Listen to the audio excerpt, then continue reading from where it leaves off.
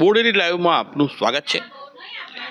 પ્રેમ પ્રકરણનો આ કેવો અંજામ આવ્યો કે વિશાલભાઈ ભારતભાઈ બારિયા બાંગાપુરાનો યુવાન અને તાંદલજાની યુવતી અસ્મિતાબેન હળમતભાઈ નાયકા 18 વર્ષની આ યુવતી એનું કેનાલમાં ડૂબી જવાને કારણે મોત નીપજ્યું અને જે ઘટના બની તેમાં કન્યા પક્ષે એટલે કે જે છોકરી છે અસ્મિતા એના માતા જ્યોત્સનાબેન આજે છોટાઉદેપુર કલેક્ટર કચેરીએ ગયા હતા। અધિક કલેક્ટરને આવેદનપત્ર આપ્યું છે અને ન્યાયની માંગણી કરી છે। તેઓ અને સાથે જે કાર્યકરો છે નાયક સમાજના સૌ ત્યાં પહોંચ્યા હતા અને રજૂઆત કરી છે। શું રજૂઆત કરી છે આપણે સાંભળીએ। મારું નામ જ્યોત્સના, હું ચાંદલજાથી બોલું છું અને મારી છોકરીને હું માંડવીથી બેસાડી હતી 6 વાગે ગળવાળી બસમાં, ત્યાં ડેપોમાં ઉતરી નથી ને કોઈ છોકરો હતો ખબર નહીં વિશાલ કરીને નામ છે, એ મારી છોકરીને લઈ ગયો હતો, મારો દીકરો ત્યાં ગયો તો ત્યાં નથી। પછી એ વિશાલના પપ્પાને પૂછ્યું કે તમારો છોકરો કઈ છે, તો કે તમારી છોકરી ભેરો છે। મેં એની મમ્મીને પૂછ્યું તો કે મારો છોકરો કે તમારી છોકરી ભેરો છે। તો મેં કીધું આવે તો કદાચ મને ફોન કરજો, તો મને ફોન નથી કર્યો। પછી એવું કીધું કે તમારી છોકરી કે કેનાલમાં પડી કે 2 જણ કે અમારા ગામના છોકરા કે 3 જણ કે એને દોયડું નાખીને કાઢી લીધું કે તમારી છોકરી તનાઈજી કે એવું કહેતા હતા।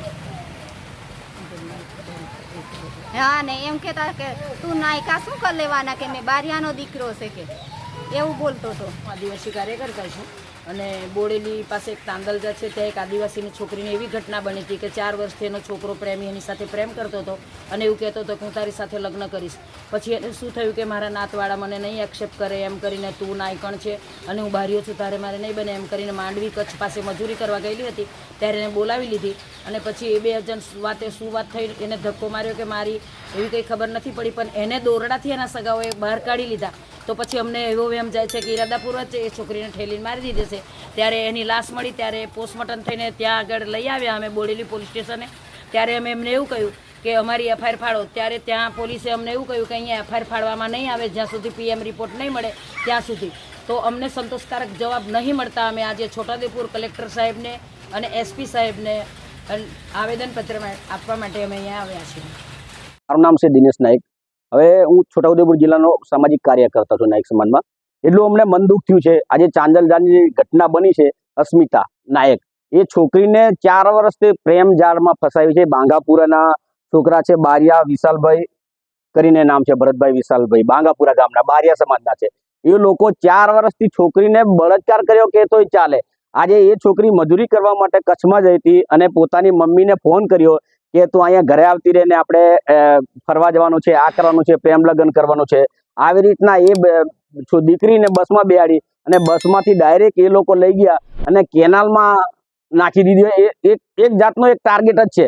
ખરેખર તમે છોકરીને બોલાવી કેનાલમાં તમે બે જણ પડ્યા હોય તો તમારો જે માણસ છે ઘરનો, તમારો ફાધરે ફોન કર્યો કે અમારા છોકરાને બચાવી લીધો અને છોકરીને તો તમારો છોકરો જે કેનાલમાં પડ્યો દોયડું કઈથી તમે લાવ્યા? તમારા છોકરાને બચાવવા માટે દોયડું મળ્યું અને છોકરીને બચાવવા માટે નહીં મળ્યું। ખરેખર આ તો ઊંચ નીચનો ભેદભાવ રાખીને આ છોકરીને અંદર નાખેલી છે, કારણ કે છોકરી નાયક સમાજમાંથી હતી અને પેલા ભાઈએ બારિયા સમાજમાંથી હતી। એટલે કાયદેસર તો ફરિયાદ દાખલ થવી જોઈએ।